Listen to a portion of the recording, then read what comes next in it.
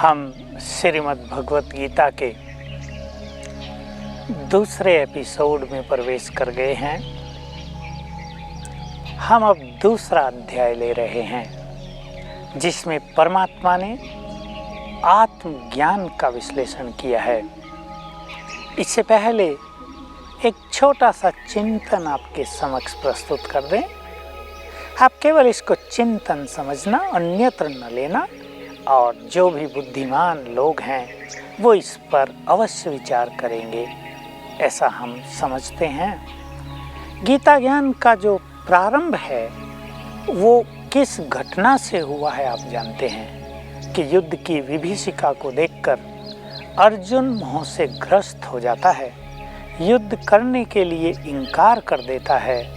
ऐसे में भगवान उसको सत्य ज्ञान देते हैं, उसके मोह को समाप्त करने के लिए प्रेरित करते हैं। कई लोग सोचते हैं, कई अच्छे विद्वानों ने भी इस पर अपने मत व्यक्त किए हैं। स्वामी विवेकानंद ने भी कहा है कि इतना बड़ा ज्ञान, इतने गुह्य रहस्यों को अपने में समाया हुआ ज्ञान क्या भला युद्ध के मैदान में दिया जाना संभव है? महात्मा गांधी ने भी इसके बारे में अपने विचार व्यक्त किए हैं। लोकमान्य तिलक ने भी अपने विचार व्यक्त किए हैं। कई लोग सोचते हैं कि ऐसा कोई युद्ध नहीं हुआ था, ये घरेलू युद्ध था केवल। कई लोग सोचते हैं कि ये बाहरी युद्ध की बात नहीं, ये अंदर जो मन के अंदर मनोविकारों से युद्ध होता है उस पर विजय करने की बात है। भगवान ने 5 महाशत्रुओं को जीतने के लिए मनुष्य को ज्ञान दिया है। खैर, कुछ भी हो, इनकी चर्चा तो हम बाद में करेंगे। केवल इतना विचार कर लें कि जिस परिस्थिति में युद्ध लड़ा गया था, क्या उन परिस्थितियों में अर्जुन के मन में मोह उत्पन्न होना संभव था? जिन्होंने महाभारत अच्छी तरह से देखी है, पढ़ी है, वो जानते हैं कौरवों ने पांडवों को 13 वर्ष के लिए वनवास में भेज दिया। अनेक कष्टों से उन्हें गुजरना पड़ा। भीम, अर्जुन आदि सभी महावीरों का मन क्रोध से बहुत ज्यादा भरा हुआ था। जब युद्ध की बातें चल रही थी, संधि का संदेश लेकर कौरवों की सभा में पहुंचने को तैयार थे, आप जानते होंगे तब भी भीम, अर्जुन और द्रौपदी किस तरह से क्रोधित हुए थे कि तुम संधि क्यों करना चाहते हो उन कौरवों से जिन्होंने हमारा सब कुछ छीन लिया, हमें जंगल जंगल भटकाया है। आपको याद हो, जब संजय कौरवों की ओर से दूत बनकर आया था, अर्जुन ने क्या उसको कहा था? कहा था कि उस सूत पुत्र और दुर्योधन को कह देना कि चाहे इंद्र सहित संसार के सभी महारथी युद्ध में क्यों ना आ जाएं, जिधर अर्जुन और श्री कृष्ण का साथ है, संसार की समस्त शक्तियां मिलकर भी हमें हरा नहीं पाएंगी। ऐसे योद्धा को, ऐसे कष्ट देने वाले व्यक्तियों के प्रति क्या मोह उत्पन्न हो सकता है? जो शत्रु बनकर सामने खड़े हैं, जो मारने के लिए शस्त्र उठाए हुए हैं, चाहे वो अपने ही भाई क्यों न हो, बंधु बांधव मित्र संबंधी क्यों न हो, क्या उनके लिए किसी मनुष्य के मन में मोह पैदा हो सकता है? हाँ, तब तो मोह पैदा हो जाता है यदि अपने लोगों पर कोई तीसरा व्यक्ति वार कर रहा हो, भले ही वो हमारे शत्रु हों, हम उनको बचाने में अपना सर्वस्व लगा सकते हैं। जैसा कि हुआ जब पांडव वन में थे और याद हो आपको, कौरवों का युद्ध हो गया था, कौरवों को पकड़ लिया गया था, कर्ण भाग गया था, दुर्योधन को अरेस्ट कर लिया गया था और मारने की तैयारी कर ही रहे थे वो लोग। तब दुर्योधन का अंग रक्षक पांडवों के पास भागकर पहुंचा था और भीम और अर्जुन अपने शस्त्रों सहित दुर्योधन को छुड़ाने के लिए पहुंच गए थे। छुड़ाया था उसको। ये तो मनुष्य का एक कर्तव्य है, पर अपने ही लोग यदि अपने को मारने के लिए तत्पर हों, सर्वस्व नष्ट करने के लिए प्रस्तुत हों, तो मनुष्य को मोह कदापि उत्पन्न नहीं हो सकता। तो ऐसा लगता है, चिंतकों का ये मत है, विद्वानों की ये राय है कि गीता ज्ञान को आगे बढ़ाने के लिए गीताकार ने मोह की बात इसमें जोड़ दी है। वास्तव में मोह उत्पन्न नहीं हुआ। अर्जुन ऐसा कायर भी नहीं था कि वो शिथिल हो जाए, उसके हाथों से अस्त्र छूट जाएं, वो कांपने लगे। ऐसा कभी नहीं देखा गया कि अर्जुन कोई युद्ध से डर गया हो। योद्धा क्षत्रिय कोई युद्ध से डरा नहीं करते।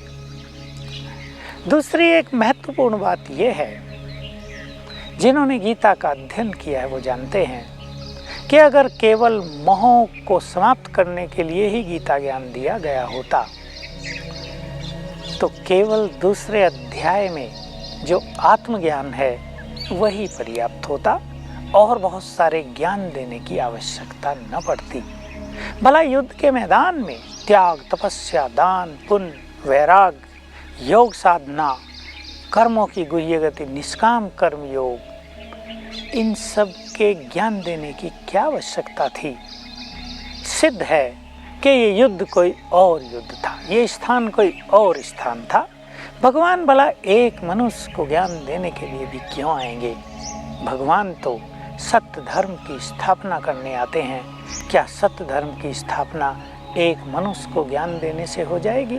क्या भगवान मनुष्य को हिंसक युद्ध के लिए प्रेरित करेंगे? कदापि नहीं। गीता ज्ञान के पीछे जो गुह्य रहस्य हैं उसको हम स्पष्ट करते रहेंगे। जैसे जैसे उस संदर्भ से श्लोक आएंगे हम आपके सामने वो सभी बातें रखेंगे। अब हम चलते हैं दूसरे अध्याय में। पहला अध्याय हमने इसलिए छोड़ दिया है, उसमें तो केवल युद्ध की तैयारी का वर्णन है। शंख बजे और अर्जुन ने जब पूछा कौन कौन योद्धा हैं, तो योद्धाओं को दिखाने के लिए भगवान ने उसका रथ दोनों सेनाओं के बीच खड़ा कर दिया और उधर संजय धृतराष्ट्र को अनेक योद्धाओं के नाम गिनाता है। इसकी चर्चा करने की हमें आवश्यकता नहीं है। हम सभी आत्माएं हैं। भगवान अर्जुन को ये ज्ञान दे रहे हैं कि तुम आत्मा हो और जिनको तुम मारना चाहता है वो भी आत्माएं हैं। आत्मा अजर अमर अविनाशी है। आत्मा कभी मरती कटती नहीं है। आत्मा को अग्नि नहीं जला सकती, वायु सुखा नहीं सकता, जल भिगो नहीं सकती। ऐसी आत्मा का ज्ञान हम सभी के पास होना ही चाहिए, जिसे न शस्त्र काट सकते, न अग्नि जला सकती, न पानी भिगो सकता, न वायु सुखा सकती है। हम ऐसी आत्माएं हैं जो चैतन्य हैं, अजर अमर अविनाशी है। आत्मा मैं हूँ। थोड़ा सा ज्ञान प्राप्त कर लें। हम बोलते हैं ये मेरा मुख है, ये मेरा शरीर है, ये मेरा हाथ है, ये मेरे पैर हैं, ये मेरी आँखें हैं। कौन बोल रहा है? ये मेरा शरीर है। मैं और मेरा, ये दो चीज़ें हो गई ना। मैं हूँ चेतन शक्ति आत्मा और मेरा है ये शरीर। आत्मा और शरीर को जानने के लिए हम ड्राइवर और मोटर से इसकी तुलना कर सकते हैं। आत्मा ड्राइवर है, कंट्रोलर है और ये शरीर मोटर कार की तरह है। दूसरी तुलना भी की जा सकती है। भगवान ने इस शरीर को वस्त्र की तुलना दी है इसी अध्याय में। ये शरीर तो वस्त्र की तरह है। मनुष्य एक वस्त्र उतारता है, दूसरा पहन लेता है। ये शरीर छोड़ने और लेने का क्रम युगों से चलता आ रहा है। इसलिए भगवान कहते हैं, हे अर्जुन, तो इसके लिए शोक मत कर। आत्मा को कोई मार नहीं सकता है। आत्मा तो अमर है। जो तुम्हारे मित्र संबंधी आज हैं, तुम ऐसा ना सोचो वो पहले नहीं थे और इस युद्ध के बाद नहीं रहेंगे। वो आत्माएं तो अवश्य रहेंगी, भले ही उनके शरीर छूट जाएं। तो देखिए, भगवान ने जब ये कहा कि वो सब पहले भी थे और बाद में भी रहेंगे, तो अर्जुन ने सोचा शायद कोई भी नहीं मरेगा, शायद भीष्म पितामह भी नहीं मरेंगे, शायद हमारे गुरु द्रोणाचार्य भी नहीं मरेंगे, शायद हम सभी पांडव और हमारी सेनाएं भी पूर्ववत सुरक्षित रहेंगी।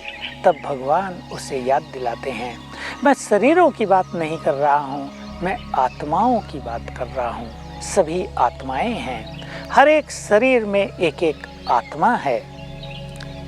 आत्मा अति सूक्ष्म है। आत्मा को इन आंखों से नहीं देखा जा सकता। आत्मा अणु से भी सूक्ष्म है। आत्मा के लिए हम एक शब्द प्रयोग करेंगे, point of energy, very very subtle point of energy, जिसको भौतिक साधनों से नहीं देखा जा सकता, क्योंकि आत्मा अभौतिक है।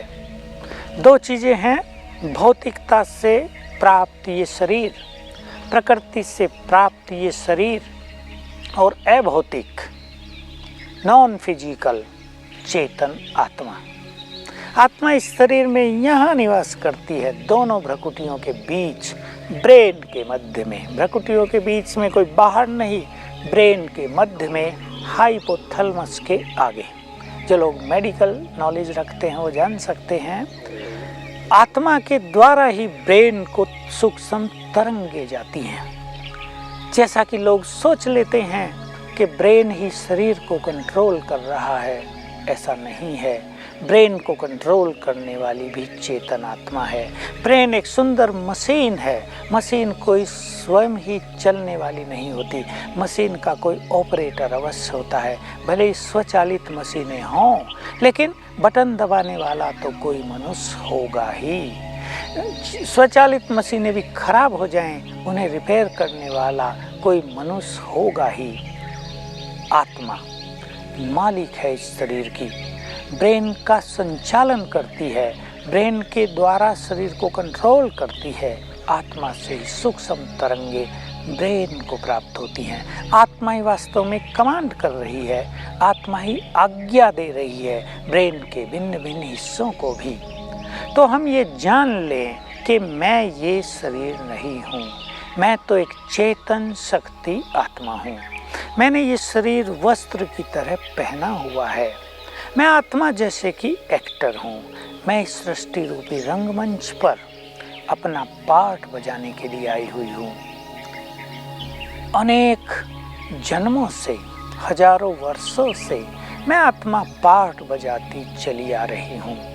मुझ में ये पार्ट भरा हुआ है। आत्मा जो बहुत सूक्ष्म है, उसमें उसका संपूर्ण पार्ट रिकॉर्डेड है। जैसे छोटे से बीज में पूरा वृक्ष समाया होता है, ऐसा कहें रिकॉर्डेड होता है, वैसे ही इस आत्मा में भी हमारा संपूर्ण पार्ट समाया हुआ है, रिकॉर्डेड है, भरा हुआ है, नोंधा हुआ है। आत्मा जो अति सूक्ष्म है, वो एक शरीर छोड़ती है, दूसरा लेती है।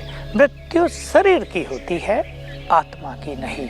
शरीर तो हमें छोड़ना ही है। जब हमारा शरीर रद्द हो जाता है, हम स्वयं भी चाहते हैं अब ये शरीर छूट जाए, हमें नया फ्रेश बच्चे का स्वस्थ और सुंदर शरीर प्राप्त हो जाए। तो आत्मा ही पुनर्जन्म लेती है। शरीर को तो जलाकर या दबाकर नष्ट कर दिया जाता है। आत्मा कहाँ से आई है इस संसार में, ये एक बहुत बड़ा रहस्य है। इस रहस्य को संसार के लोग बिल्कुल नहीं जानते, विदूषक भी नहीं जानते, शास्त्रविद भी नहीं जानते। आत्मा का स्थान वास्तव में ब्रह्मलोक है। 3 लोकों की बात तो आप सभी ने सुनी होगी, लेकिन 3 लोकों के बारे में लोग ऐसा मान लेते हैं, धरती के नीचे नरक है, ये मृत्यु लोक है और ऊपर स्वर्ग है। इन्हें 3 लोक मान लेते हैं, परंतु ऐसा कदापि नहीं। धरती के अंदर कोई लोक नहीं है। इस संसार में ही ये संसार का चक्र, सृष्टि चक्र घूमता है। इसको मृत्युलोक कहते हैं, इसको स्थूल लोक कहते हैं, इसको साकार लोक कहते हैं, जहाँ मनुष्य आत्माएं ये शरीर रूपी चोला धारण करके अपना पार्ट बजाती हैं। इस आकाश मंडल के ऊपर, इस संपूर्ण सौर मंडल से भी परे एक दूसरा स्थान है, जहाँ सफ़ेद प्रकाश है, जिसको सूक्ष्म जगत कहते हैं, जहाँ फरिश्ते निवास करते हैं। जब मनुष्य अपनी साधनाओं के द्वारा अपनी संपूर्ण अवस्था को प्राप्त कर लेता है, तब वो वहाँ जाकर निवास करता है। वहाँ परम आनंद है। संकल्प से ही सब कुछ सिद्ध होता है, प्राप्त हो जाता है। उसके भी परे एक लाल प्रकाश है जिसे ब्रह्मलोक कहते हैं, जिसका नाम गीता में भी आया है, परम धाम, जिसे शांति धाम कहते हैं, जो हम आत्माओं का मूल वतन है। वास्तव में सभी आत्माएं और परमात्मा वहीं निवास करते हैं। वहीं से भी आत्माएं अपने अपने समय पर इस धरती पर आकर शरीर लेती हैं। इस संसार में ही ये आत्मा और प्रकृति का खेल चलता है। आत्मा जब प्रकृति के संपर्क में आती है तो शरीर उसको प्राप्त होता है। जनसंख्या संसार की इसीलिए बढ़ती जा रही है। हजारों साल का यदि आंकड़ा इकट्ठा करें तो हमें पता चलेगा कि संसार की जनसंख्या बढ़ती आई है। पिछले 50 सालों में तो तेजी से बढ़ी है। इसका एक ही कारण है कि परम धाम से आत्माएं इस धरा पर नीचे आती रहती हैं। आत्मा के मूल गुण 7 हैं। ध्यान से सुनेंगे आप सभी। आत्मा ज्ञान स्वरूप है, आत्मा प्रेम स्वरूप है, शांत स्वरूप है, सुख स्वरूप है, शक्ति स्वरूप है, पवित्र स्वरूप है और आत्मा आनंद स्वरूप है। अर्थात ये गुण आत्मा के निजी गुण हैं। आत्मा यदि आत्मिक स्वरूप में आ जाए तो ये सारे गुण मनुष्य के जीवन में आ सकते हैं। सुख, शांति, आनंद, प्रेम, शक्ति, पवित्रता सब मनुष्य का श्रृंगार बन सकते हैं। परंतु मनुष्य ने अपने को आत्मा भूलकर शरीर मान लिया है। वो शरीर के भान में आ गया है और इस कारण उसके ये मूल गुण लोप हो गए। इनका स्थान ले लिया मनोविकारों ने, काम, क्रोध, लोभ, मोह, अहंकार ने, ईर्ष्या, द्वेष, दुख और अशांति ने, अपवित्रता ने। इसके कारण संसार का पतन हो गया है। तो आओ हम सभी पुनः आत्मिक स्मृति में स्थित हो जाएं। मेरे साथ ही आप अभ्यास करें कुछ पलों के लिए। मैं आत्मा ज्योति स्वरूप भ्रकुटियों के बीच विराजमान हूँ।